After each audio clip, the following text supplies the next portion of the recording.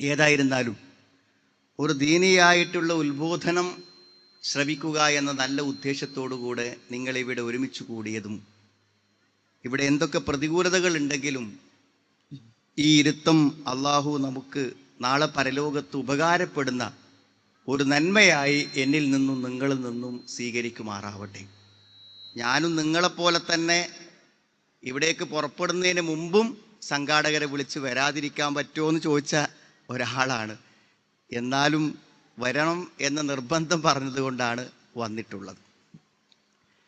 സത്യം പറയുകയാണെങ്കിൽ നമ്മുടെ ജീവിതത്തിൽ ഏറ്റവും അധികം ആശ്വാസവും സമാധാനവും പകരുന്ന ഒരു ചിന്ത, അതൊരു ദിവസം എത്രയോ തവണ നമ്മൾ തന്നെ ആവർത്തിച്ച് ഓർമ്മിക്കുന്ന ഒരു ചിന്തയാണ്.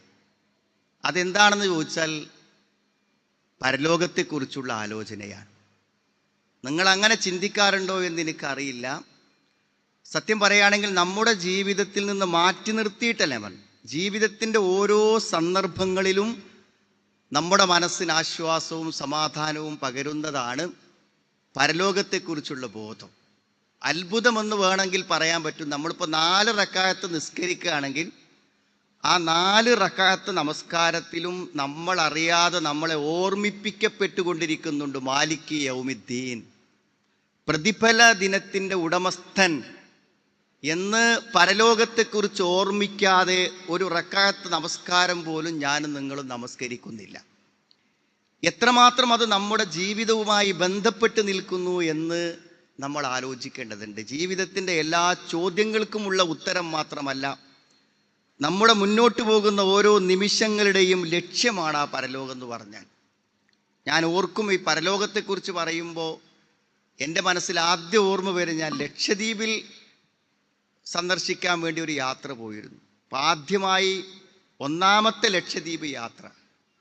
അപ്പോൾ കപ്പലിറങ്ങി ദ്വീപിലെത്തുന്ന സന്ദർഭത്തിൽ അവിടെ ഒരു കുട്ടിയുടെ മരണം, കടലിൽ പോയ, അവിടെ എപ്പോഴും അപകടം സംഭവിക്കട, കടലിൽ പോയിട്ട് മരണപ്പെട്ട ഒരു ചെറിയ കുട്ടിയുടെ ജനാസ നമസ്കാരത്തിന് വേണ്ടിയുള്ള സമയത്താണ് ഞങ്ങൾ എത്തിയത്. അതുകൊണ്ട് ആദ്യം ആ വീട്ടിൽ പോവുകയാണ് ചെയ്തത്. നമ്മുടെ കയ്യിലുള്ള ബാഗും ലഗേജൊക്കെ ആയിട്ട് നേരെ പോയത് ആ വീട്ടിലേക്കാണ്. അപ്പോൾ ആ സമയത്ത് ആ മയ്യത്ത് ആ വീട്ടിൽ നിന്ന് ഇറക്കുന്ന ഒരു സമയമാണ്. അപ്പോൾ ആ ഇറക്കുന്ന സമയത്ത് മുറ്റത്തേക്ക് ആ മയ്യത്ത് എടുത്തപ്പോൾ ആ കുട്ടിയുടെ കഫം പുടവ മാറ്റി ആ മുഖത്തൊരു ഉമ്മ വെച്ചിട്ട് ആ കുട്ടിയുടെ വാപ്പ പറയുന്നുണ്ട്, മോനെ നീ നടക്ക്, ഞാനും ഉമ്മയും നിൻ്റെ കൂടെ വരും, നമ്മൾ വീണ്ടും കാണും. മനസ്സിലല്ല, അയാൾ എല്ലാവരും നോക്കി നിൽക്കുന്നതിടയിൽ ഉച്ചത്തിൽ അയാൾ അങ്ങനെ പറഞ്ഞു. അതാണ് പരലോകം.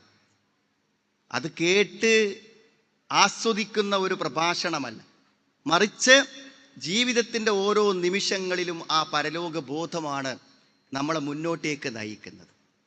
ഭർത്താവ് മരണപ്പെട്ട് ആ ഓർമ്മകൾ മനസ്സിൽ നിന്ന് മായാതെ, അയാളുടെ ഡ്രസ്സ് കാണുമ്പോൾ, അയാൾ കിടന്ന റൂം കാണുമ്പോൾ, അയാൾ ഓടിച്ച സ്കൂട്ടി കാണുമ്പോൾ എല്ലാം ആ ഭർത്താവിനെ കുറിച്ച് മറക്കാൻ പറ്റാതെ, ഏകാന്തയായി തുണക്കാളില്ലാഞ്ഞിട്ട് സ്വന്തം വീട്ടിൽ കിടക്കാൻ പറ്റാതെ, പുറത്തെവിടെയെങ്കിലും പോയി ആരുടെയെങ്കിലും കൂടെ കിടന്നുറങ്ങേണ്ടി വരുന്ന ഒരു വിധവയോട് ബന്ധുക്കൾ പറയുന്നു, ഒരു നല്ല ആളുണ്ട്, ഒരു വിവാഹത്തെക്കുറിച്ചുള്ള അന്വേഷണം, നിന്നെ തന്നെ വിവാഹം കഴിക്കണമെന്ന് അയാൾ ആവശ്യപ്പെടുന്നു. ഇദ്ദ പൂർത്തിയായി, എന്താ വിവാഹവുമായി മുന്നോട്ട് പോയിക്കൂടെ എന്ന് ചോദിക്കുമ്പോൾ വേണ്ടാന്ന്, ഞാൻ അയാളോടൊപ്പം തന്നെ എത്തും, ഞാൻ അവിടെ അദ്ദേഹത്തോടൊപ്പം തന്നെ ജീവിച്ചു കൊള്ളാമെന്നാണ്. അപ്പോൾ നിങ്ങൾ ആലോചിച്ച് നോക്കൂ, നിങ്ങൾ ഇവിടെ ഒറ്റപ്പെട്ട് ജീവിച്ചിട്ടും കൂടെ ഒരു ഹലാലായി ഒരു തുണയെ കിട്ടുമെന്ന് കണ്ടിട്ടും വേണ്ടെന്ന് പറയുന്നത് എന്തുകൊണ്ടാണ്? പരലോകം ഉണ്ടെന്ന് ഉറപ്പുള്ളത് കൊണ്ടാണ്, പ്രസംഗം കേട്ടത് കൊണ്ടല്ല. പരലോകമുണ്ടെന്ന് ഉള്ളിൽ തട്ടി അറിയുന്നത് കൊണ്ടാണ് മരണപ്പെട്ടു പോയ ഭർത്താവിനോടൊപ്പം ചേരാൻ അല്ലാഹുമ്മ അബ്ദിൽഹു ദാറൻ ഖൈറൻ മിൻ ദാരിഹി വ അഹ്ലൻ ഖൈറൻ മിൻ അഹ്ലിഹി വ സൗജൻ ഖൈറൻ മിൻ സൗജിഹി. നമ്മളൊക്കെ മയ്യത്ത് നിസ്കാരത്തിൽ പറയാറുണ്ട്, നല്ല ഒരു കുടുംബത്തെ കൊടുക്ക്, നല്ലൊരു ഭാര്യയെ കൊടുക്ക്, നല്ലൊരു ഭർത്താവിനെ കൊടുക്ക് എന്ന് നമ്മൾ പറയില്ല. അതൊരു യാഥാർത്ഥ്യബോധമാണ്. ജീവിതത്തിൽ എവിടെയും നമുക്ക് പ്രതീക്ഷ നൽകുന്ന ഒരു ചിന്തയാണ് പരലോകം എന്ന് പറഞ്ഞാൽ. ഏത് വിഷയത്തിൻ്റെയും ഉത്തരമാണ്. നോക്ക്, നിങ്ങൾ 25 കൊല്ലം ജീവിച്ചിട്ട് മരണപ്പെട്ടു പോയ ചെറുപ്പക്കാരുണ്ട്. 25 വയസ്സിൽ അവർ മരിച്ചു. ഇവിടെ 70, 80, 90 കൊല്ലം ജീവിക്കുന്ന ആൾക്കാരുണ്ടല്ലോ. അയാൾക്കാകെ ദുനിയാവിൽ കിട്ടിയത് 25 കൊല്ലമാണ്, അല്ലെങ്കിൽ 10 കൊല്ലമാണ്, അല്ലെങ്കിൽ ജനിച്ചിട്ട് ഒരു ദിവസം മാത്രമേ ജീവിച്ചിട്ടുള്ളൂ. നിങ്ങൾ ആലോചിച്ച് നോക്കൂ, നിങ്ങൾ ബാക്കി ആൾക്ക് എവിടെയാണ്? ഇവിടെ മാത്രമേ ജീവിതമുള്ളൂ എന്നുണ്ടെങ്കിൽ 25 കൊല്ലം കൊണ്ട് ജീവിതം തീർന്നു. അല്ല, അത് വീണ്ടും പുനഃസംഗമിക്കുമെന്നാണ്.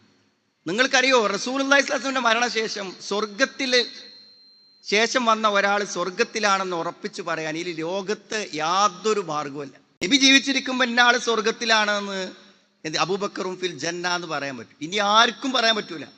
ഇന്നൊരാൾ സ്വർഗത്തിലായിരിക്കും ഉറപ്പിച്ച് പറയാൻ പറ്റും, ഒരിക്കലും പറയാൻ പറ്റും. എന്നാൽ ഉറപ്പിച്ച് പറയാൻ പറ്റും എന്ത്? നിങ്ങൾക്ക് പ്രസവിച്ച ഉടനെ ഒരു കുട്ടി മരിച്ചു പോയിട്ടുണ്ടെങ്കിൽ ആ കുട്ടി സ്വർഗത്തിലാണെന്ന് ഉറപ്പിച്ച് പറയാൻ പറ്റും, സംശയമില്ലാതെ പറയാൻ പറ്റും. അത്ര ഉറപ്പാണ്. എന്താ അത്ര ഉറപ്പാവാൻ കാരണം?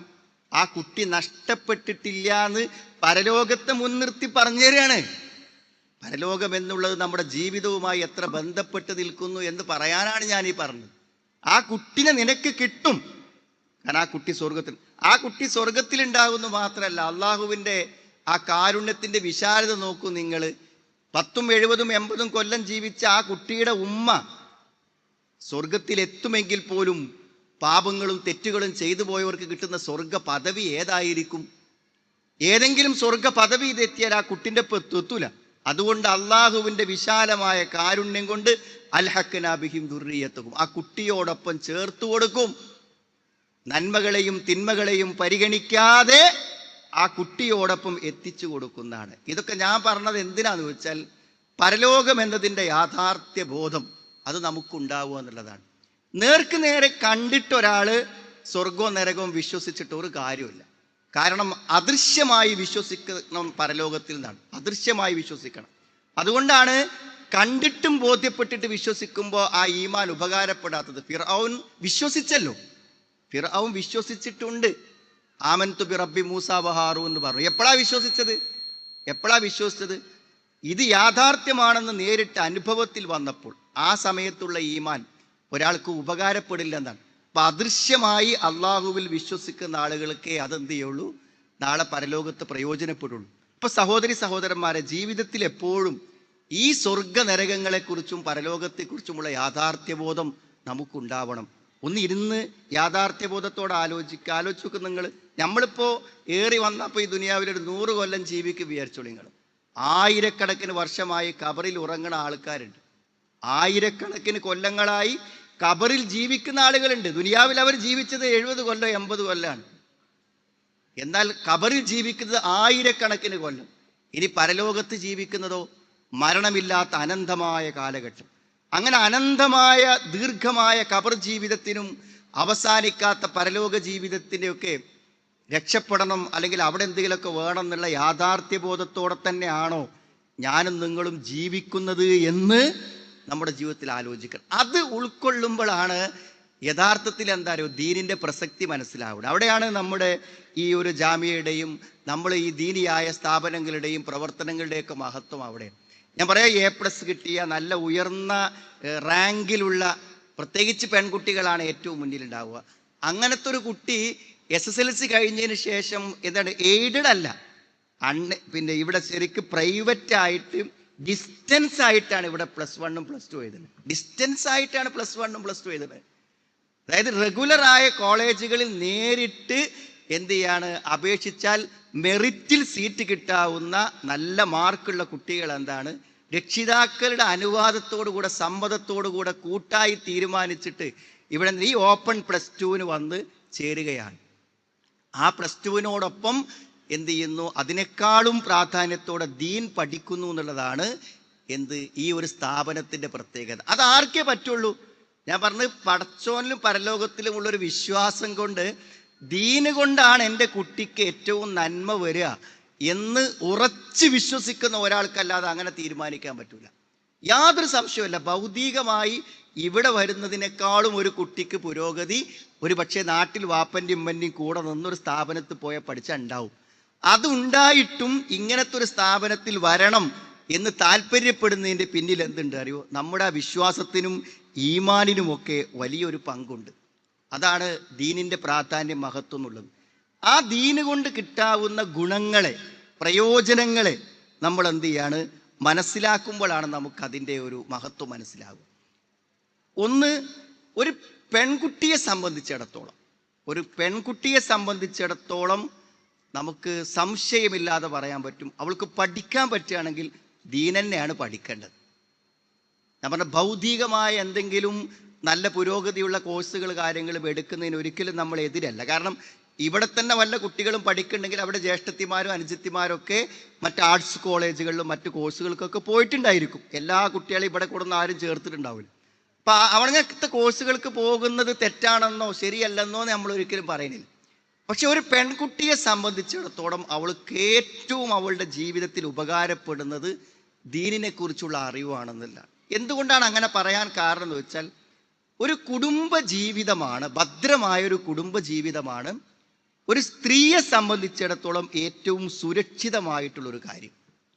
ഒരു പുരുഷനെ സംബന്ധിച്ചിടത്തോളം അവനെന്താണ്, ഒരു നല്ല തൊഴിൽ വേണം, നല്ലൊരു വരുമാനം വേണം, അവന് ജീവിതത്തിൽ പല കാര്യങ്ങളും അവന് നിർവഹിക്കേണ്ട കാര്യങ്ങളുണ്ട്. ഇപ്പോൾ ഒരാഴ്ചയായിട്ട് ഇപ്പം നമ്മൾ ഗൾഫിലൊക്കെ ഉള്ള സുഹൃത്തുക്കളായിട്ടൊക്കെ ബന്ധപ്പെടുകയും അവിടെ കാര്യങ്ങളൊക്കെ കേൾക്കുകയും ചെയ്ത ദിവസങ്ങളാണ് കഴിഞ്ഞ ആഴ്ചകൾ എന്ന് പറഞ്ഞാൽ. ഇപ്പം ഞാൻ പറയും, ഓരോരുത്തരും അവനവൻ്റെ ഒരു ആണെന്ന നിലക്ക്, ഒരു പുരുഷൻ എന്ന നിലക്ക് ഒരു പ്രവാസ ജീവിതത്തിൽ തൻ്റെ കുടുംബത്തിന് വേണ്ടി അനുഭവിക്കുന്ന ത്യാഗങ്ങളെക്കുറിച്ച് അവന് പറയേണ്ടത്. എന്നാൽ നിങ്ങൾ ആലോചിച്ച് നോക്കും, നിങ്ങൾ നല്ല വിശ്വസ്തമായ ദീനുള്ള ഒരാൾ ഒരു പെൺകുട്ടിനെ കല്യാണം കഴിച്ചു കഴിഞ്ഞാൽ പിന്നെ അവൾക്കൊന്നും ഈ ലോകത്ത് ഭയപ്പെടാനേ. അതൊരു സ്ത്രീക്ക് അള്ളാഹു കൊടുത്ത ഏറ്റവും വലിയ സുരക്ഷയാണ്. വിവാഹം വിജയിച്ചുവെങ്കിൽ ഒരു പെൺകുട്ടിയുടെ ജീവിതം വിജയിച്ചു. എന്നാൽ വിവാഹം പരാജയപ്പെട്ടു വിചാരിച്ചോളൂ നിങ്ങൾ, ഭർത്താവ് അവളെ സംരക്ഷിക്കാത്ത ഒരാളാണ്, അങ്ങനെ വിവാഹത്തിൽ നിന്ന് കിട്ടേണ്ട യാതൊന്നും കിട്ടില്ലെങ്കിൽ അവളുടെ ജീവിതത്തിൽ വേറെ എന്തുണ്ടായിക്കോട്ടെ, ഞാൻ പറഞ്ഞ ജോലി ഉണ്ടാവാം, വരുമാനമുണ്ടാകാം, സൗന്ദര്യമുണ്ടാകാം, അംഗീകാരമുണ്ടാകാം, സ്ഥാനമുണ്ടാകാം, എന്തുണ്ടായാലും അവൾക്ക് ജീവിതത്തെ അതിൻ്റെ പൂർണ്ണതയോടുകൂടി അനുഭവിക്കാനും ആസ്വദിക്കാനും ഒരിക്കലും പറ്റൂല. അപ്പോൾ ഒരു വിവാഹം വിജയിക്കണമെങ്കിൽ ഏറ്റവും അനിവാര്യമായ കാര്യം എന്താണ്? ദീനാണ്.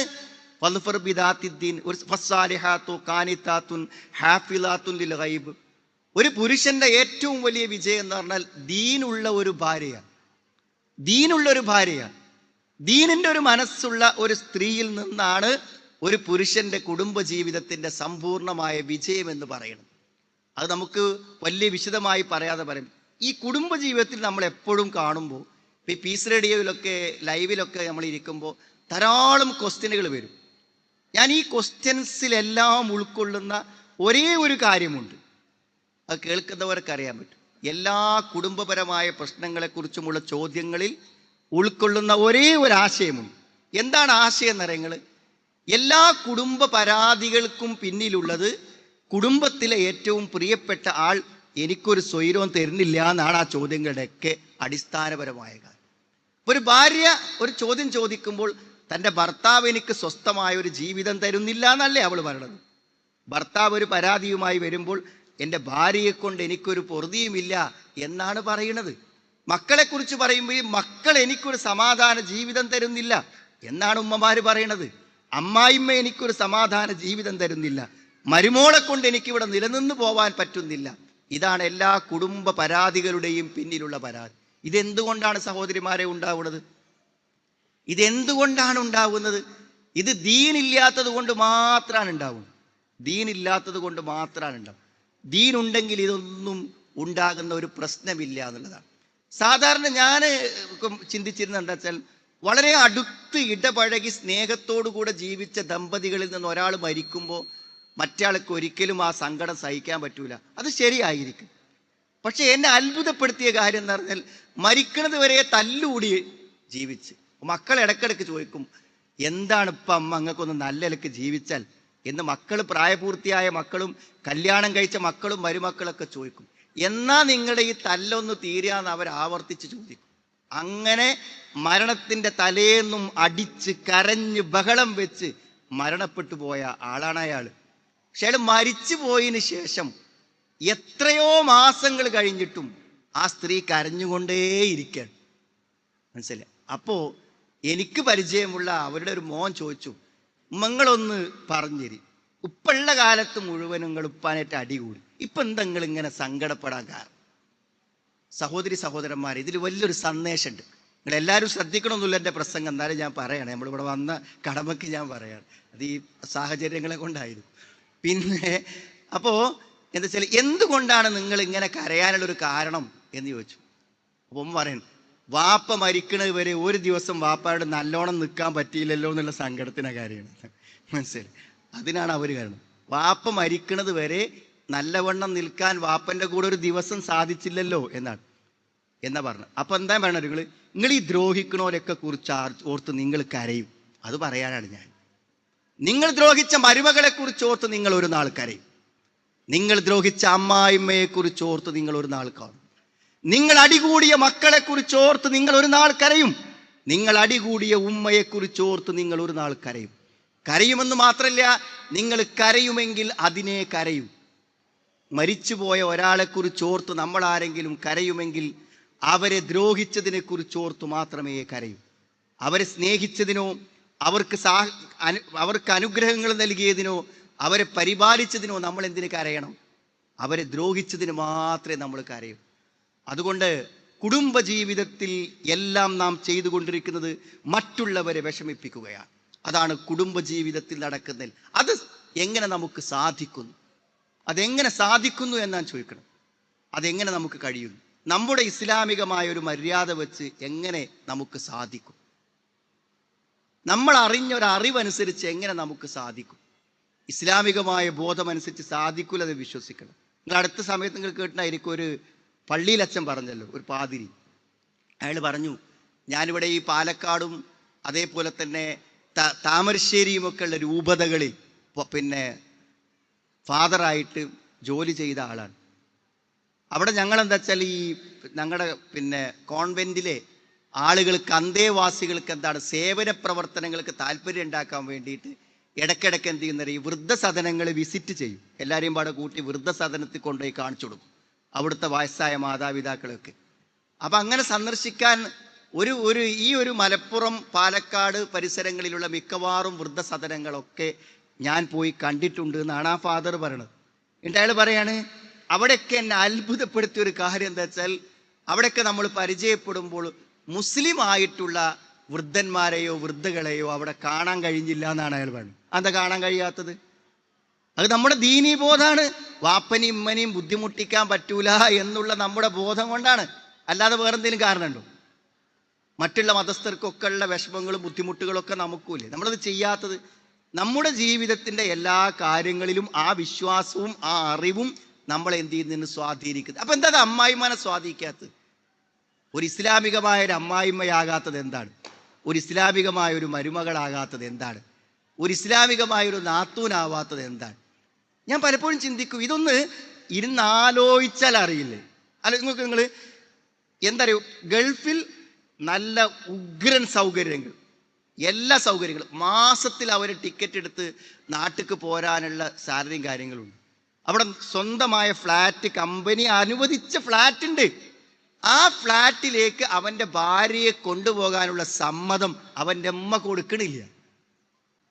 ആ ചെറുപ്പക്കാരൻ്റെ മനസ്സിലായി, കല്യാണം കഴിഞ്ഞ് ഇവിടുന്ന് പോയിട്ട് അവൻ്റെ കൂടെ ഭാര്യയെ താമസിപ്പിക്കാൻ ഉമ്മ അനുവദിക്കുന്നില്ല, നാത്തൂന്മാർ സമ്മതിക്കുന്നില്ല.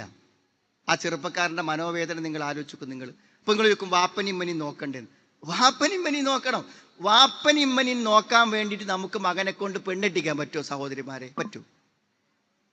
വാപ്പനിമ്മനി നോക്കാൻ വേണ്ടിയിട്ടാണ് നിങ്ങളെ മകനെ കൊണ്ട് നിങ്ങൾ കല്യാണം കഴിപ്പിക്കുന്നത്? അതിനാണോ? ഇപ്പൊ കല്യാണം കഴിച്ചു കഴിഞ്ഞാൽ വാപ്പനിമ്മനി നോക്കണ്ടെന്ന് നമുക്ക് അഭിപ്രായം. അങ്ങനെ നോക്കാൻ ഏറ്റവും കടപ്പെട്ടത് മകനല്ലേ? ഓൻ എന്തിനു നിങ്ങൾ ഗൾഫിലേക്ക് പറഞ്ഞയച്ചു? എൻ്റെ മാന്യമായ ചോദ്യം, നിങ്ങൾ എന്തിനാണ്, നിങ്ങളെ നോക്കാൻ വീട്ടിൽ ഒരാൾ വേണമെങ്കിൽ നിങ്ങൾ മകനെ എന്തിന് ഗൾഫിലേക്ക് പറഞ്ഞയച്ചു? ആ ചോദ്യത്തിന്റെ മറുപടിയാണ് നിങ്ങൾ ആദ്യം പറയേണ്ടത്. നിങ്ങളെ നോക്കേണ്ട മകനെ നിങ്ങൾക്ക് ഗൾഫിലേക്ക് പറഞ്ഞയക്കാമെങ്കിൽ ജീവിതത്തിൽ അവനോടൊപ്പം മാത്രം ജീവിക്കാൻ അവകാശപ്പെട്ട ഒരു പെൺകുട്ടി നിങ്ങളുടെ വീട്ടിൽ വന്നത് അവൻ കല്യാണം കഴിച്ചത് കൊണ്ട് മാത്രമാണ്. നിങ്ങൾ അവനെ വേണ്ടെന്ന് പറഞ്ഞിരുന്നുവെങ്കിൽ അവൾ ഇന്ന് സുന്ദരമായി രാവും പകലും മറ്റൊരുത്തൻ്റെ കൂടെ രാത്രിയും പകലും അവൾക്ക് ജീവിക്കാൻ സാധിക്കുമായിരുന്നു. നാം ഗൗരവമായി ചിന്തിക്കണം. സഹോദരിമാരെ, സഹോദരങ്ങളെ, നമ്മളൊക്കെ ദീനിൻ്റെ ആൾക്കാരാണെന്ന് പറയുന്നുണ്ടെങ്കിലും കുടുംബജീവിതത്തിൽ നാം മറ്റുള്ളവരെ ദ്രോഹിച്ചു കൊണ്ടിരിക്കുന്നു. ആ ദ്രോഹം ഇല്ലാതാകണമെങ്കിൽ എന്ത് വേണമെന്നറിയോ? ഫൽഫർ ബിദാത്തിദ്ദീൻ. ദീനുള്ള ഒരാൾക്ക് മാത്രമേ ഇതൊക്കെ കണ്ടറിയാൻ പറ്റുള്ളൂ, വേറെ ആർക്കും പറ്റൂല. ഞാൻ പറഞ്ഞു, ഒരിക്കലെങ്കിലും നിങ്ങളുടെ മരുമകൾ നിങ്ങളുടെ വാക്കുകൾ കേട്ട് കരഞ്ഞിട്ടുണ്ടെങ്കിൽ നിങ്ങൾ അവരെ ദ്രോഹിച്ചവളാണ്. നിങ്ങൾ എന്ത് ന്യായം പറഞ്ഞാലും നിങ്ങൾ അവളെ ദ്രോഹിച്ചവളാണ്. അൽ മുസ്ലിമു മൻ സലിമൽ മുസ്ലിമൂന മിൻ ലിസാനിഹി വയദിഹി. തൻ്റെ നാവ് കൊണ്ടോ തൻ്റെ കൈ കൊണ്ടോ മറ്റൊരാളെ ഉപദ്രവിക്കുന്നവൻ മുസ്ലിം ആവൂല. നമ്മളെ പേടിച്ച് ആരും ജീവിക്കാൻ പാടില്ല. അങ്ങനത്തെ ഒരു അവസ്ഥ ഉണ്ടാവാൻ പാടില്ല. അപ്പം ഞാൻ പറയുന്നത്, ഒരു സ്ത്രീക്ക് വേണ്ടത് ദീൻ തന്നെയാണ്. ഏറ്റവും പ്രധാനമായി ദീനാണ്. ഈ ദീനിൻ്റെ ശരിയായ ഒരു അറിവും ആശയവും നമ്മുടെ മനസ്സിലില്ലെങ്കിൽ എന്ത് ചെയ്യുമെന്നറിയോ? നമ്മുടെ ജീവിതം തന്നെ പോകും സഹോദരിമാരെ. ഇവിടെ ഷിയാബ് നേരത്തെ കുറേ കാര്യങ്ങൾ പറഞ്ഞല്ലോ, ആ കൂട്ടത്തിൽ മനസ്സിലാക്കേണ്ട കാര്യമാണ്. ഈ ആൺപെൺ ബന്ധം എന്നുള്ളത് കോളേജ് പഠിക്കുന്ന പെൺകുട്ടികൾക്ക് മാത്രമാണെന്ന് വിചാരിക്കരുത്. അതിനേക്കാളും ഉപരിയായിക്കൊണ്ട് ഇന്ന് അവിഹിതങ്ങളിൽ പെട്ടുപോകുന്നത് ആരച്ചിൽ വീട്ടമ്മമാരാണ്. ഈ പെൺകുട്ടികളെയും പ്രേമം മാത്രമാണ് ഇപ്പം എല്ലാവരും പ്രസംഗിക്കലുള്ളൂ. പെൺകുട്ടികളെ പ്രേമം മാത്രമല്ല, കാരണം ഏത് പെണ്ണും പെട്ടുപോകും. അത് അങ്ങനത്തെ ഒരു കാര്യമാണ്. അത് നിങ്ങൾ ആദ്യം ഒന്ന് മനസ്സിലാക്കണം. നിങ്ങളാരും അതിൽ നിന്ന് അതീതരല്ല. മനസ്സിലായില്ലേ?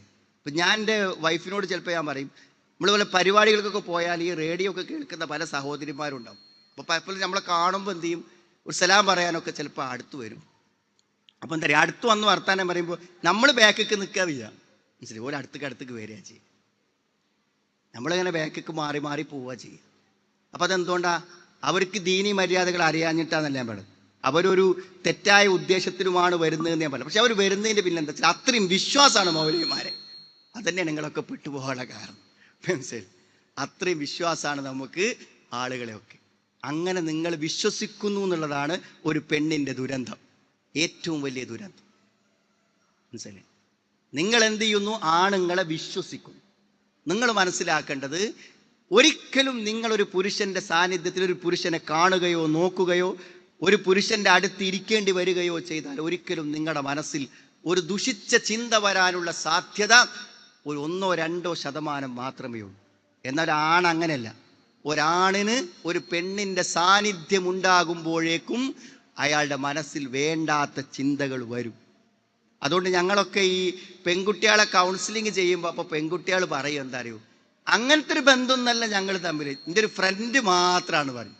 എന്നാൽ ഞാൻ ഓർക്കുന്ന ഇന്നേ വരെ ഒരു ആൺകുട്ടി പ്രേമത്തെക്കുറിച്ച് പറഞ്ഞിട്ടില്ല, അവൾ എൻ്റെ ഒരു ഫ്രണ്ട് മാത്രമാണെന്ന് പറഞ്ഞിട്ടില്ല. കാരണം അവന് ഫ്രണ്ടല്ല, അവർ ഭാര്യൻ. കല്യാണം കഴിക്കാത്ത അവിഹിതത്തിനുള്ള ഒരു പെണ്ണാണ് അവനെ സംബന്ധിച്ചിടത്തോളം അവൻ്റെ പെൺതുണ. എന്നാൽ പെൺകുട്ടിക്ക് അങ്ങനെയല്ല, അവൾക്ക് ക്ലാസ് പഠിക്കണ ഒരു ഫ്രണ്ട് മാത്രമാണ്, ഒരു സുഹൃത്ത് മാത്രമാണ്. അതുകൊണ്ട് സുഹൃത്തല്ലാന്ന് എപ്പോഴാണ് മനസ്സിലാകുക? നിങ്ങൾ സുഹൃത്തല്ലാന്ന് എപ്പോഴാണ് മനസ്സിലാകുക? അവൻ്റെ കൂടെ ഇങ്ങനെ ലോകം പറഞ്ഞ് മെസ്സേജ് അയച്ച അവസാനം എന്ത് ചെയ്യും? അവനൊരാഗ്രഹം ഉണ്ടാകും, അവനെ ആഗ്രഹം ഉണ്ടാവുള്ളൂ, ഒറ്റക്കോളപ്പം ഒന്ന് പോകണം. അപ്പോൾ ഒരീസം ക്ലാസ് കട്ട് ചെയ്യാൻ വേണ്ടി പറയുമ്പോൾ, ഒരീസം ഇൻ്റർവെല്ലിൻ്റെ സമയത്ത് മെല്ലെ കൂൾ ബാർ കയറാൻ വേണ്ടി പറയുമ്പോൾ, അല്ലെങ്കിൽ ഒരു ദിവസം വീട്ടിലേക്ക് എന്താണ് ഞാൻ വരുന്നുണ്ട് എന്ന് പറയുമ്പോൾ മാത്രമാണ്, അവിടെ എത്തിച്ചെന്ന് മുന്നിലെത്തുമ്പോൾ മാത്രമാണ് ഇവൻ ഇങ്ങനത്തെ ഒരു ഉദ്ദേശമുണ്ട് എന്ന് മനസ്സിലാവുന്നത്. നമ്മളെല്ലാവരും അറിയേണ്ട ഒരു കാര്യമാണ്, ഒരു പുരുഷൻ ഒരു സ്ത്രീയിലേക്ക് എത്തുന്നത് ഒരേ ഒരു ലക്ഷ്യത്തിനാണ്. ആ ലക്ഷ്യം നിർവഹിക്കാതെ അയാൾ പിൻവാങ്ങില്ല. നിങ്ങൾ നിങ്ങളുടെ പെൺമക്കൾക്ക് പറഞ്ഞു കൊടുക്കണം, ഒരു പുരുഷൻ നിങ്ങളിലേക്ക് വരുന്നത് ഒരേ ഒരു കാര്യത്തിന് വേണ്ടി മാത്രമാണ്. അത് നിർവഹിക്കാതെ അയാൾ ഒരിക്കലും പിൻവാങ്ങില്ല. എന്തേ? 16 വയസ്സായ പെൺകുട്ടിയെ കൂട്ടിക്കൊണ്ടുപോയിട്ട് അവൻ കൊന്നു. പക്ഷേ പോസ്റ്റ്മോർട്ടത്തിൽ അവൾ ബലാത്സംഗം ചെയ്യപ്പെട്ടിട്ടുണ്ട്. കൊല്ലുന്നതിന് മുമ്പോ കൊന്നതിന് ശേഷമോ അവന്റെ ലക്ഷ്യം നിർവഹിച്ചിട്ടേ അവൻ കൊന്നിട്ടുള്ളൂ. അതാണ് പ്രേമം, അതാണ് സ്നേഹം. മനസ്സിലായി? എത്ര വലിയ സ്നേഹം പറഞ്ഞാലും നിങ്ങൾ ഒരു പുരുഷനോട് നിങ്ങൾ ചാറ്റ് ചെയ്യുമ്പോൾ, അയാൾ മോശമായ അവസ്ഥയിലേക്ക് ചാറ്റിങ് തുടങ്ങുമ്പോൾ നിങ്ങൾ നോ പറഞ്ഞാൽ അയാൾ അടുത്ത മെസ്സേജിൽ നിങ്ങളെ ഭീഷണിപ്പെടുത്തും. ഞാൻ പറയുന്നത് തെറ്റാണെങ്കിൽ നിങ്ങൾ അറിയുന്നവരോട് ചോദിക്കും. നിങ്ങളൊരു പുരുഷനുമായി മെസ്സേജ് അയച്ചു, അയാൾ മോശമായ മെസ്സേജിലേക്ക് പോകുമ്പോൾ നിങ്ങൾ നോ പറയും, ബ്ലോക്കാക്കും. അടുത്ത ഫോണിൽ അയാൾ വിളിച്ചിട്ട് എന്താ പറയാറിയോ? നിന്റെ ഫോട്ടോസ് എൻ്റെ കൈവശമുണ്ട്, നീ ചാറ്റ് ചെയ്ത സാധനം എൻ്റെ കൈവശമുണ്ട്, അത് ഞാൻ നിന്റെ ഭർത്താവിന് അയക്കും, നിന്റെ വാപ്പാക്ക് അയക്കും, ഉമ്മാക്ക് അയക്കും. സ്നേഹിക്കണ ആളെ സ്വഭാവം മാറിയത് എന്തേ? അയാളുടെ ലക്ഷ്യത്തിലേക്ക് അടുക്കാൻ തുടങ്ങണേ ഉള്ളൂ. അപ്പോഴാണ് നിങ്ങൾ ബ്ലോക്കാക്കിയത്. ഞാൻ പലപ്പോഴും ഓർമ്മിക്കാറുണ്ട്, ഒരു സഹോദരി പറഞ്ഞ കാര്യം. ആ സഹോദരി ഡോക്ടറെ കാണാൻ വേണ്ടി ചെന്നതാണ്. ഡോക്ടറെ കാണാൻ വേണ്ടി ചെന്നിട്ട് ഡോക്ടർക്ക് നിർബന്ധിതമായി ശരീരത്തിലെ കുറച്ചു ഭാഗം കാണിച്ചു കൊടുക്കേണ്ടി വന്നു. ആ ഡോക്ടറും നല്ലൊരു മനുഷ്യൻ തന്നെയാണ്. അതുകൊണ്ടാണ് ഒരു സ്ത്രീ എന്ന നിലയ്ക്ക് ഒരു നല്ല ദീനിയാരുടെ ഡോക്ടറെടുത്ത് പോവാം, ഇങ്ങനത്തെ ഒരു ആവശ്യത്തിനാവണതെന്ന് വിചാരിച്ചിട്ടാണ് അയാളെ സെലക്ട് ചെയ്തത്. മനസ്സിലായി? ആ കണ്ട കാഴ്ച അയാളെ മനസ്സിനെ സ്വാധീനിച്ചു. അയാൾ എന്തറിയോ, പ്രിസ്ക്രിപ്ഷൻ എഴുതി കൊടുക്കുമ്പോൾ നമ്പർ കൂടെ വാങ്ങിച്ച്, ഒരു ഡോക്ടർ നമ്പർ വാങ്ങൽ നമ്മളെത്തുന്നില്ല, പക്ഷെ ആ നമ്പർ വാങ്ങിയിട്ട് നിക്കാബ് മാത്രം ഇട്ടുകൊണ്ട് അത്ര സൂക്ഷ്മതയോടെ ജീവിക്കുന്ന ആ സഹോദരിക്ക് അയാൾ മെസ്സേജുകൾ വരാൻ തുടങ്ങി. ആ മെസ്സേജുകളോട് അവർ തീർത്തും നോ പറഞ്ഞു. പക്ഷെ വീണ്ടും അയാൾ കുറച്ചു കാലം മെസ്സേജ് അയക്കാതിരിക്കും. അനേകം വർഷങ്ങൾക്ക് ശേഷം വീണ്ടും അയാൾ മെസ്സേജ് ആരംഭിച്ചു.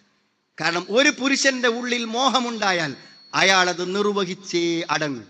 ഇതറിയുന്ന എത്ര ഉമ്മമാരുണ്ട്, എത്ര സഹോദരിമാരുണ്ട്. അതുകൊണ്ട് സഹോദരിമാരെ, ഏതെങ്കിലും ഒരു പുരുഷനുമായി എന്തെങ്കിലും നിലക്കുള്ളൊരു ബന്ധത്തിന് നിങ്ങൾക്ക് അവസരം കിട്ടിയാൽ, അത് പത്രക്കാരനാവാം, വീട്ടിൽ മത്സ്യം കൊണ്ടുവരുന്നവനാവാം, നിങ്ങളുടെ കുടുംബ ബന്ധുക്കളാകാം, സുഹൃത്തുക്കളാകാം, നിങ്ങൾ സ്ഥിരം വിളിക്കുന്ന ഓട്ടോയിലെ ഡ്രൈവറാവാം, നിങ്ങളുടെ ഇളയച്ചനാകാം, മൂത്തച്ഛനാകാം, അളിയനാവാം, ആരുമാവട്ടെ, നിങ്ങളൊരു ബന്ധത്തിന് അവസരമുണ്ടാക്കി കഴിഞ്ഞാൽ, മനസ്സുകൊണ്ട് അയാൾ മോഹിച്ചു പോയാൽ, നിങ്ങളെ കൊന്നിട്ടെങ്കിലും അയാളുടെ ലക്ഷ്യം നിർവഹിച്ചു പോകുമെന്നാണ് ചുറ്റുപാടുകൾ നമ്മളോട് പറയുന്നത്.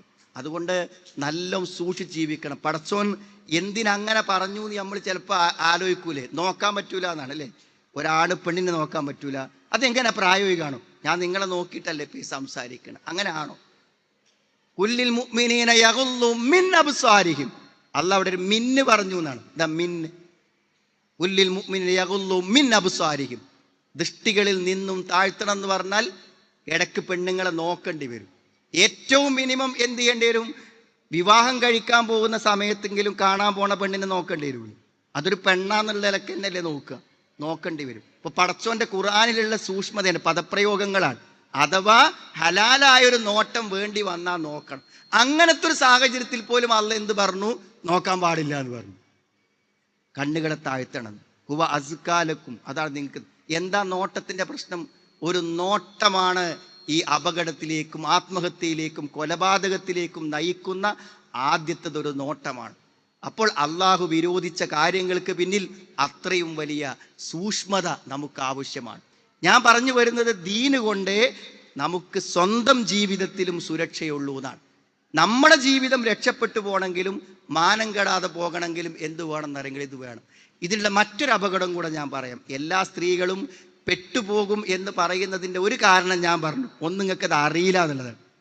രണ്ടാമത്തൊരു കാരണം എന്താണെന്ന് ചോദിച്ചാൽ, ഈ സ്ത്രീ പുരുഷ ബന്ധങ്ങൾക്ക് പിന്നിൽ, ആൺ പെൺ ബന്ധങ്ങൾക്ക് പിന്നിൽ എന്താ നിങ്ങൾ, വെറും ശാരീരികമായ ലൈംഗികതയോ സെക്സോ മാത്രമല്ല ഉള്ളത്. അതിനപ്പുറത്തേക്ക് എന്താ, ഒരു സമാധാനമുണ്ട്, ഒരു ഭയങ്കരമായ സമാധാനം. ആ ഒരു സമാധാനം വളരെ വലുതാണ്. എന്താ സമാധാനം എന്ന് വെച്ചാൽ, ഒരു ആണിനോട് പറയുമ്പോൾ കിട്ടുന്ന സമാധാനം ഒരു പെണ്ണിനോട് സംസാരിച്ചാൽ കിട്ടൂല. ഒരു പെണ്ണിന്, ഒരാണിനോട് പറഞ്ഞാൽ എന്ത് ചെയ്യൂല, ഒരു പെണ്ണിനോട് സംസാരിക്കുന്ന സമാധാനം കിട്ടൂല. അത് ആൺ പെൺ സൃഷ്ടിപ്പിലുള്ളൊരു കാര്യമാണ് പടച്ചോൻ. വമിൻ ആയാതിഹി അൻ ഖലഖ ലക്കും മിൻ അൻഫുസികും അസ്വാജ ലിതസ്കുനു ഇലൈഹാ, സമാധാനം അത് തൻ്റെ ഇണയിൽ നിന്ന് കിട്ടുന്നതാണ്. അപ്പം നിങ്ങൾക്ക് എന്താ അറിയോ, സാധാരണ ജീവിതത്തിൽ എന്താ വെച്ചാൽ, സ്വന്തം ഭർത്താവിനോട് അല്ലെങ്കിൽ സ്വന്തം ഭാര്യയോടൊന്നും പൊതുവെ അത്തരത്തിലൊരു മാനസികാവസ്ഥയിൽ ജീവിക്കാത്ത ആളുകളെ സംബന്ധിച്ചിടത്തോളം പുറത്തുനിന്നുള്ള ആൾക്കാരോട് സംസാരിക്കുമ്പോൾ എന്ത് ചെയ്യും, ആ സംസാരത്തിൽ ഒരു ആശ്വാസം കിട്ടും, ഒരു സമാധാനം കിട്ടും. അതാണ്. അപ്പോൾ പലപ്പോഴും പല ആളുകളും എന്താ വെച്ചാൽ, അവർക്ക് കുറേ വിഷമങ്ങളൊക്കെ ഉണ്ടാകുമ്പോൾ എന്നോട് പറയും, ഞാനതിന് മറുപടി പറഞ്ഞു കൊടുക്കുന്നതാണ്. ആ വിഷമങ്ങൾ പരസ്പരം പറയാനും ആശ്വസിപ്പിക്കാനും ശ്രമിക്കുമ്പോൾ അത് വേർപെടുത്താൻ പറ്റാത്ത ബന്ധങ്ങളായി വരും. അതുകൊണ്ട് ഞാൻ നിങ്ങളോടും പറയാണ്, ഇപ്പം നിങ്ങളുടെ അയൽപക്കത്തോ നിങ്ങളൊരു ബന്ധുവിലൊരു ആൾ മരിച്ചു, അയാളെ ഭാര്യ വിധവയായി, ഓക്കെ, അവരെ നമ്മൾ സഹായിക്കണം. പക്ഷെ അവരെ സഹായിക്കേണ്ടത് നിങ്ങളാണ്, ഭർത്താവല്ല. മനസ്സിലായി? അതുകൊണ്ട് അയാളിലേക്ക് എന്തെങ്കിലും കാര്യങ്ങൾ ചെയ്തു കൊടുക്കണമെങ്കിൽ അത് നിങ്ങൾ ത്രൂ മാത്രമേ പറ്റുള്ളൂ. കാരണം വിഷമം അനുഭവിക്കുന്ന ഒരാളെ പിന്തുണച്ചാൽ അത് ആണും പെണ്ണുമാണെങ്കിൽ അതൊരു ബന്ധമായി വളരും. അപ്പൊ നിങ്ങൾ ഈ ക്യാമ്പസിലൊക്കെ ഉള്ള പ്രേമങ്ങളിൽ അവർ പറയുന്ന കഥ എന്താ അറിയുങ്ങൾ? അവരെ ജീവിത വിഷമങ്ങളാണ് കാമുകരോട് പറയാൻ. അങ്ങനെയാണ് അവിടെ മനസ്സടുക്കുന്നത്. അതുകൊണ്ട് അടുത്തു പോകും. അതുകൊണ്ട് ഒരു വിധവയെ സഹായിച്ചോട്ടെ ഭർത്താവ്, വിരോധമല്ല കേട്ടോ. പക്ഷെ ആ വിധവയ്ക്ക് വേണ്ട സഹായങ്ങൾ എത്തിക്കേണ്ടത് നിങ്ങൾ മുഖേനയാവണം. അപ്പം അയാൾ നിങ്ങളോട് പറയും, ഭർത്താവ് മരിച്ചപ്പോൾ ആണക്കറി ഞാൻ മരിച്ചു പോയ എന്തികരൻ്റെ അവസ്ഥ ഒക്കെ ശരിയാണ്. പക്ഷെ എന്ത് ചെയ്യണം? അയാളെ സംബന്ധിച്ചിടത്തോളം അയാളല്ല അത് ചെയ്യേണ്ടത്, അത് നിങ്ങളാണ്. പലപ്പോഴും ഇത്തരം ബന്ധങ്ങളാണ് പലപ്പോഴും അപകടകരമായ ബന്ധങ്ങളായി നിൽക്കുന്നത്. ഈ അടുത്തൊരു സമയത്ത് ഒരു സ്ത്രീ ചോദിച്ചൊരു ചോദ്യം എൻ്റെ മനസ്സിൽ ആ സമയത്ത് ഓർമ്മ വന്നതാണ്. അപ്പോൾ അവർ പറഞ്ഞു, അവിടെ ഭർത്താവ് മരിച്ചു, മനസ്സിലായി, ഇദ്ദ കഴിഞ്ഞു. അപ്പോൾ എന്താ വെച്ചാൽ ഇദ്ദ കഴിഞ്ഞതിന് ശേഷം എന്താ വെച്ചാൽ അവരുടെ അയൽവാസിയായിട്ടുള്ള ഒരാൾ എന്ത് ചെയ്യും, വീട്ടിലേക്ക് എന്തെങ്കിലും സാധനം വേണോ, അവിടെ എന്തെങ്കിലും പ്രശ്നമുണ്ടോ എന്ന് അയാളിങ്ങനെ അന്വേഷിക്കും. അപ്പോൾ ഇവർക്ക് എന്തുള്ളൂ തോന്നുന്നു, അങ്ങനെ ആരും ഇല്ലാത്തൊരു സമയത്ത് ഒരു കാര്യങ്ങൾ ചോദിക്കാൻ ഒരാൾ നിൽക്കാൻ. ഇടയ്ക്ക് അയാൾ സാധനം വാങ്ങിയ പൈസ ഒന്നും വാങ്ങൂല, മനസ്സിലായി? അങ്ങനെയായി. പക്ഷെ കുറച്ച് മുന്നോട്ട് പോയപ്പോഴാണ് എന്തായത്, അയാളുടെ മെസ്സേജും പെരുമാറ്റങ്ങളും സ്വഭാവങ്ങളും മാറിയെന്ന് മാത്രമല്ല, അവർ അപകടത്തിൽപ്പെട്ടു, അബദ്ധത്തിൽപ്പെട്ടു, ഏറ്റവും മാരകമായ തെറ്റുകൾ സംഭവിച്ചു. ആ തെറ്റിൻ്റെ കുറ്റബോധത്തിൽ ഇനി എനിക്ക് എങ്ങനെ എൻ്റെ പരലോകത്ത് രക്ഷപ്പെടാൻ പറ്റും എന്നതിന് ആത്മാർത്ഥമായ ഒരു തൗബക്കും രക്ഷപ്പെടാനുമുള്ള വഴികളെക്കുറിച്ചും പുറത്തു കിട്ടുമോ എന്നൊക്കെ ചോദിക്കാനുമൊക്കെയാണ് അവർ വോയിസ് അയക്കുന്നത്. പക്ഷെ ഞാൻ നിങ്ങളോട് പറയണത് സത്യത്തിൽ എന്താണ്, ഇങ്ങനത്തെ ഒരു സാഹചര്യം വരുമ്പോൾ ആളുകൾ എന്ത് ചെയ്യും, അപകടങ്ങളിൽ പെട്ടുപോകും. എപ്പോഴും നല്ല സൂക്ഷ്മയും നല്ല ജാഗ്രതയും ഇല്ലാന്നുണ്ടെങ്കിൽ നമ്മൾ ഈ അപകടങ്ങളിൽ പെട്ടുപോകാനുള്ള സാധ്യതകളുണ്ട്. അപ്പോൾ ദീന് വേണം നമ്മുടെ കുടുംബജീവിതം നന്നായി പോകാൻ. ഞാൻ പറഞ്ഞു, ദീന് വേണം നമ്മുടെ ഓരോരുത്തരുടെയും സ്വന്തം സുരക്ഷ. നമ്മൾ അപകടത്തിൽ പെട്ടുപോകാതെ മുന്നോട്ട് പോകണം എന്നുണ്ടെങ്കിൽ നമുക്ക് അങ്ങനെ. നാലാമത്തെ ഒരു കാര്യം, ദീന്. നമ്മുടെ കുട്ടികൾ ഇവിടെ പഠിക്കുന്നത് മാത്രമല്ല, ഞാൻ പറഞ്ഞത് ദീനെ ആയിട്ട് നിങ്ങൾ അറിവ് നേടുന്നതിൻ്റെ ഏറ്റവും പ്രധാനപ്പെട്ട ആവശ്യം എന്ന് പറഞ്ഞാൽ, നിങ്ങളുടെ മക്കൾ നിങ്ങളുടെ ഒരു പകർപ്പാണ്. നിങ്ങളുടെ മക്കൾ നിങ്ങളുടെ ഒരു പകർപ്പാണ്. ലോകത്തെ മഹാന്മാരായ ഇമാമിങ്ങളൊക്കെ ഇമാമിങ്ങളായത് അവരമ്മമാരെ കൊണ്ടാണ്, മനസ്സിലായി? നിങ്ങൾക്ക് വലിയ പങ്കുണ്ട് നിങ്ങളുടെ കാര്യത്തിൽ. അത് നിങ്ങൾക്ക് ദീനുണ്ടെങ്കിൽ മാത്രമേ അത് നടക്കുള്ളൂ. ദീനില്ലെങ്കിൽ നിങ്ങളുടെ കുട്ടികളിൽ ദീൻ ഉണ്ടാവാനുള്ള യാതൊരു സാധ്യതയുമില്ല. അതുകൊണ്ട് ഞാൻ പറഞ്ഞപ്പോൾ, ഒരു പക്ഷേ ഈ ജാമ്യയിൽ പഠിക്കുന്ന ഒരു പെൺകുട്ടി ഇവിടുന്ന് കോഴ്സൊക്കെ പൂർത്തിയാക്കി പുറത്തു പോയി കഴിഞ്ഞാൽ അവൾ ഭയങ്കര പ്രസംഗകയായി, ഭയങ്കര എഴുത്തുകാരിയായി, ഭയങ്കര പ്രബോധകയായി മാറുന്നു എന്ന് നമുക്ക് പറയാൻ പറ്റില്ല. പക്ഷെ ഞാൻ പറയാം, അവൾക്ക് 2 കുട്ടികളുണ്ടെങ്കിൽ ആ കുട്ടികളെ ദീനിയായി വളർത്താൻ അവൾക്ക് പറ്റിയാൽ പോലും ഈ സമൂഹത്തിന് 2 പണ്ഡിതന്മാരെ സംഭാവന ചെയ്യാൻ, 2 നല്ല മനുഷ്യന്മാരെ സംഭാവന ചെയ്യാൻ ഒരുപക്ഷെ ഈ ക്യാമ്പസിൽ പഠിച്ചത് കൊണ്ട് അവൾക്ക് പറ്റും. ഒരു ഉമ്മൻ്റെ ദൗത്യം അതാണ്. ഒരു ഉമ്മൻ്റെ ദൗത്യം അതാണ്. നമ്മളെ പള്ളിയിൽ ഒരു അറബി കോളേജ് തുടങ്ങാൻ വേണ്ടി തീരുമാനിച്ചപ്പോൾ അത് ആൺകുട്ടികൾക്ക് വേണോ പെൺകുട്ടികൾക്ക് വേണോ എന്ന് ചർച്ച വന്നപ്പോൾ ഞാൻ പറഞ്ഞു, അത് പെൺകുട്ടികൾക്കാണ് തുടങ്ങേണ്ടതെന്നാണ്. അതെന്താ പെൺകുട്ടികൾക്കാണ് തുടങ്ങേണ്ടത്? ഒരു പെൺകുട്ടിക്ക് പറ്റുന്നത് ഒരാൺകുട്ടിക്ക് പറ്റൂല. ഇപ്പോൾ ഈ പ്രഭാഷകൻ എന്ന് പറഞ്ഞാൽ ഏതെങ്കിലും മഞ്ചേരി അങ്ങാടിൻ്റെ ഒരു സ്റ്റേജ്, ഓപ്പൺ സ്റ്റേജ് കയറി ഇവിടുത്തെ പെൺകുട്ടികളൊക്കെ പ്രസംഗിക്കുമെന്നല്ലല്ലോ അതിൻ്റെ അർത്ഥം. അതുകൊണ്ട് സ്വന്തം കുടുംബത്തിൽ ദീന് കൊണ്ടുവരാൻ നമുക്ക് പറ്റുന്നില്ല. വൽ മർഅത്തു റാഇയത്തുൻ അലാ ബൈത്തി ബഅലിഹാ വ വലദിഹി എന്നാണ്. ഭർത്താവിൻ്റെയും മക്കളുടെയും വീട്ടിലുള്ള യഥാർത്ഥ ഭരണാധികാരിയാണ് ആരെന്ന് പറഞ്ഞാൽ ഒരു സ്ത്രീ എന്ന് പറഞ്ഞാൽ നിങ്ങൾക്ക് പറ്റും. നിങ്ങൾ ചിലപ്പോഴൊക്കെ നിങ്ങൾക്ക് അനുഭവപ്പെട്ടിട്ടുണ്ടായിരിക്കും, നിങ്ങൾ വളരെ മനോഹരമായി സൂക്ഷിച്ചു വരുന്ന നിങ്ങളുടെ വീട്ടിലെ സെറ്റി, നിങ്ങളുടെ പൂച്ചട്ടികൾ, അല്ലേ, നിങ്ങളുടെ ഗ്ലാസ്, അലമാര, ബാത്റൂം, ഇതൊക്കെ ചിലപ്പോൾ ഒരു വിരുന്നേര് വന്നാൽ പോകുമ്പോഴൊക്കെ എന്താവും, അതെല്ലാം അടിച്ച് തകർത്ത് എന്ത് ചെയ്യും, തരിപ്പണമാക്കിയിട്ടുണ്ടാവും. അപ്പം നിങ്ങൾ ആലോചിക്കാറില്ലേ, ഈ കുട്ടികളൊക്കെ എങ്ങനെയാണ് ഇവരെ വീട്ടിൽ കഴിഞ്ഞുകൂടി പോണതെന്ന് ആലോചിക്കില്ലേ? നിങ്ങൾ എപ്പോഴൊക്കെ ആലോചിച്ചിട്ടുണ്ടാവും? ഒരു 2 മണിക്കൂർ വരെ ഈ വീട്ടിൽ വന്നപ്പോഴൊക്കെ നിൻ്റെ വീട് ഈ കോലത്തിലായിട്ടുണ്ടെങ്കിൽ ഈ കുട്ടികൾ എങ്ങനെയാണ് അവരാണ്? അപ്പോൾ നിങ്ങൾ സത്യത്തിൽ അവിടെ ആരെയാണ് പ്രതിയായി വിചാരിക്കാം? ആ കുട്ടിനെയാണോ? അല്ല ആ വാപ്പനും ഇമ്മനെയാണ്? എന്താ ഇവരൊക്കെ മക്കളെ അവസ്ഥ എന്ന് പറയും. അപ്പം നിങ്ങളെ കുട്ടികളെ പറ്റി അങ്ങനെ പറയുകയാണെങ്കിൽ നിങ്ങളത്തെ ഒരു മറുപടി ഉണ്ടല്ലോ, അല്ലേ? നിങ്ങളെ കുട്ടികളായിട്ട് നിങ്ങൾ വിരുന്ന് പോയിട്ട് ആ വീട് മുഴുവൻ അടിച്ച് തകർത്തിട്ട് ആ വീട്ടുകാർ പറയാണ്, എൻ്റെ കുട്ടികൾ വന്ന് പോയതിന് ശേഷം ഇവിടെ നിന്ന് നേരായിക്കിട്ടെ, നമ്മൾ കുറച്ച് അധ്വാനിച്ചിട്ടെന്ന് പറയുമ്പോൾ എന്താ വെച്ചാൽ കുട്ടികൾ അങ്ങനെ ആകണീന് ഞങ്ങൾ എന്താ ചെയ്യണമെന്നല്ലേ പറയാം, അല്ലേ? എല്ലാവർക്കും കുട്ടികളെ നേരാക്കാൻ പറ്റുമെന്നാണ്. വേറെല്ലാം കുട്ടികൾ ചെയ്യുമ്പോൾ നമ്മൾ പറയും അത് വാപ്പാനിമാനി തകരാറാണെന്ന്. നമ്മളെ കുട്ടികൾ ചെയ്താൽ നമ്മളെന്താ പറയാ? അത് നമ്മളെ തകരാറല്ല, ചില കുട്ടികളെ തകരാറാന്നാ പറയുക. എന്നാൽ സഹോദരിമാരെ, നമ്മളെ തകരാറ് തന്നെയാണ്. മനസ്സിലായി? നിങ്ങൾ നിങ്ങളുടെ കുട്ടികളെ ഇവിടെ കൊടുന്നാൽ ഇതൊരു പ്രഭാഷണത്തിൻ്റെ വേദിയാകുന്നതുകൊണ്ട് ഇവിടെ ഓടിക്കളിക്കാൻ പാടില്ലെന്ന് നിങ്ങളുടെ കുട്ടികൾക്ക് അറിയേണ്ടത് പ്രസംഗിക്കണം നമ്മൾ പറഞ്ഞു കൊടുത്തിട്ടല്ല, അത് നിങ്ങൾ പറഞ്ഞു കൊടുത്തിട്ട് പറ്റും. മനസ്സിലായി? പള്ളിയിലേക്ക് നിങ്ങളുടെ ഭർത്താവിൻ്റെ കൂടെ 5 വയസ്സായ മോൻ ചെന്നാൽ എല്ലാവരും ഇരിക്കുന്ന പോലെ അവൻ സൊഫിലിരിക്കും.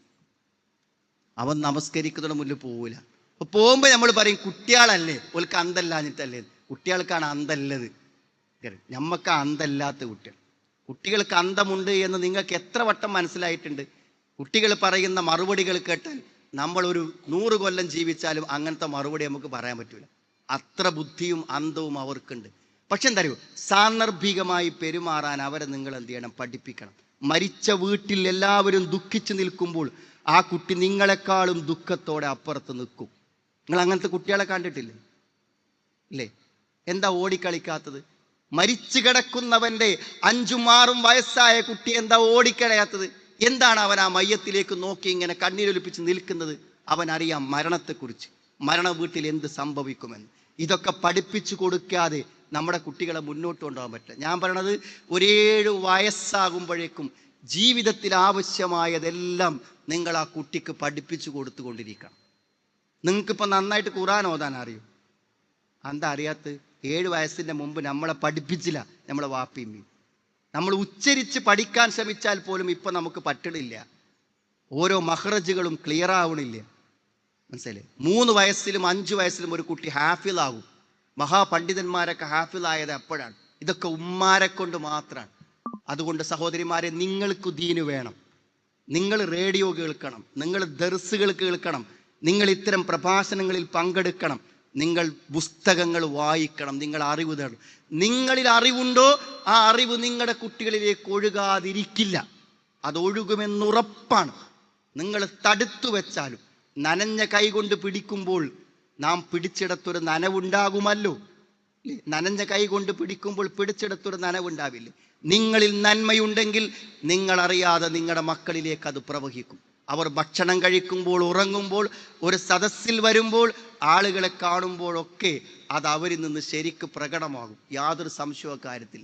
അതുകൊണ്ട് നമ്മുടെ മക്കൾ നല്ലവരായി വരാൻ നമ്മൾ അവർക്ക് എന്തു വേണം? നമുക്ക് ദീൻ ഉണ്ടാവേണ്ടതുണ്ട്. ഞാൻ പറഞ്ഞു, പാരന്റിങ് എന്ന് പറഞ്ഞ് ക്ലാസ് എടുക്കുമ്പോൾ സൈക്കോളജി അല്ല, മനഃശാസ്ത്രമല്ല പറയേണ്ടത്.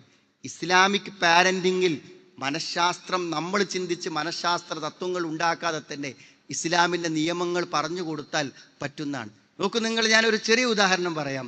10 കൊല്ലം ഞാൻ റസൂലുള്ളാഹിൻ്റെ കൂടെ ഞാൻ എന്ത് ചെയ്തു? സേവകനായി നിന്നു. സേവകനാണ്. അനസ് റളിയല്ലാഹു അൻഹു സേവകൻ, അതായത് പ്രവാചകന് വെള്ളം എടുത്തു കൊടുക്കാനും ബാത്റൂമിൽ വെള്ളം കൊണ്ടേ കൊടുക്കാനും ഭക്ഷണം എടുത്തു കൊടുക്കാനൊക്കെ വേണ്ടി കൂടെ നിന്ന ഒരു സേവകനാണ് ആര്? അനസ് റളിയല്ലാഹു അൻഹു. ആ അനസ് റളിയല്ലാഹു അൻഹു പറയാണ്, 10 കൊല്ലം ഞാൻ നിന്നിട്ട് എന്നോട് റസൂൽ ചോദിച്ചിട്ടില്ല നീ എന്തുകൊണ്ട് അത് ചെയ്തില്ല, നീ എന്തുകൊണ്ട് ഇങ്ങനെ ചെയ്തു. നമ്മളാകെ ചോദിക്കുന്ന ചോദ്യമാണിത്, അല്ലേ? നമ്മളെപ്പോഴും ജീവിതത്തിൽ മക്കളോട് ചോദിക്കുന്ന ചോദ്യമാണെന്ത്?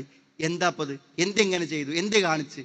എന്തേ ചെയ്തു? എവിടെ പോയി എന്ന് നമ്മൾ ചോദിച്ചുകൊണ്ടിരിക്കും. അതായത് നമ്മുടെ ചോദ്യങ്ങളൊന്നും എന്തല്ല, ഒരു കുട്ടിയെ നമ്മളിലേക്ക് ആകർഷിക്കാനോ നമ്മൾ പറയുന്നത് കേൾക്കാനോ മനസ്സുകൊണ്ട് പറ്റുന്നതല്ല.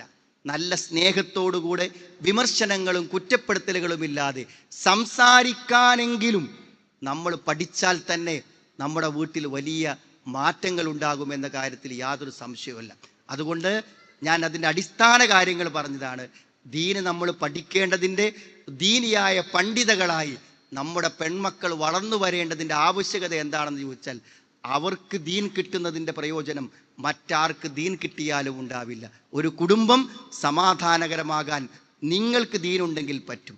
നിങ്ങളുടെ ജീവിതത്തിൽ എപ്പോഴും സമാധാനത്തോടെ ജീവിക്കാൻ പരലോകബോധവും ദീനുമുണ്ടെങ്കിൽ നമുക്ക് പറ്റും. നമ്മുടെ മക്കൾ ദീനിയായി വളരാൻ നമുക്ക് ദീനുണ്ടെങ്കിൽ പറ്റും എന്ന കാര്യത്തിൽ സംശയമില്ല. അതുകൊണ്ട് ദീനിൻ്റെ പഠനങ്ങൾക്ക് മുൻഗണന കൊടുത്ത് അത് പഠിക്കാനുള്ള അവസരങ്ങളെ ഉപയോഗപ്പെടുത്തി നമ്മുടെ മക്കളെ ദീനുള്ളവരായി വളർത്താനും നമുക്ക് ദീനുണ്ടാവാനും നമ്മളെല്ലാവരും പരമാവധി പരിശ്രമിക്കണം എന്ന് മാത്രമാണ് ഈ സന്ദർഭത്തിൽ ഓർമ്മപ്പെടുത്തുന്നത്. ഞാൻ ദീർഘിച്ച് പറയുന്നില്ല. തീർച്ചയായും തുടക്കം മുതൽ അവസാനം വരെ ഈ വാക്കുകൾ വളരെ മനസ്സാന്നിധ്യത്തോടു കൂടെ നിങ്ങൾ കേട്ടിരുന്നു എന്നതിൻ്റെ സന്തോഷം നിങ്ങൾ അറിയിച്ചുകൊണ്ടും അള്ളാഹു ഇതൊരു സൽക്കർമ്മമായി നമ്മൾ ഇന്ന് സ്വീകരിക്കട്ടെ എന്ന് പ്രാർത്ഥിച്ചുകൊണ്ടും ഞാൻ വാക്കുകൾ ചുരുക്കുന്നു. അസ്സലാമു അലൈക്കും വറഹ്മത്തുള്ളാഹി.